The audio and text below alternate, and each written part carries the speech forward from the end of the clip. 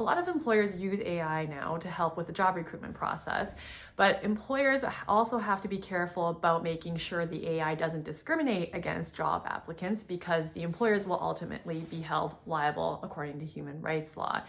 The problem is that it's very hard to prove that there is actually discrimination if your job application gets tossed, because you never hear from them, you don't know what the reason was.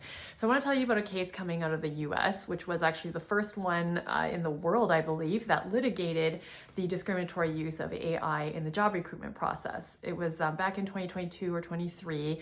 The iTutorGroup was the name of the employer out of China, and they recruited job applicants in the US to teach English remotely to people back in China. And they trained the algorithm deliberately to weed out female job applicants over the age of 50 or 55, male job applicants over the age of 60. So a clear case of job discrimination.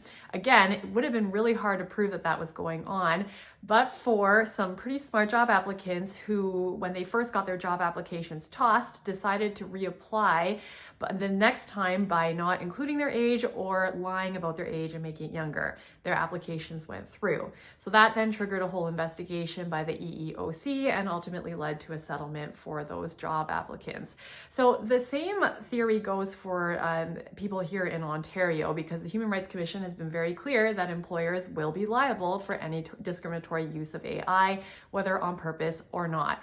But practically speaking, again, pretty hard to prove. So the best bet right now is probably to just use all the advice that's available online. In fact, I just tried typing into ChatGPT, how do you tell if a job application process is going to use AI? And it spat out quite a bit of helpful information. And there are also resume builders to help you when dealing with an AI recruitment process. So use that for now, and I'll be keeping an eye on the development of the law to keep you posted on any helpful updates. Now, the last point, what does all this have to do with wage transparency? The title of the video. Well, there is this new requirement in Ontario that's coming out with the pay transparency laws next year, where employers will have to disclose whether they're using AI or not. Not that exciting, because it doesn't have any rules on how to use the AI. It's just a plain disclosure. So at least you'll know whether an employer is going to use AI when looking through your resume.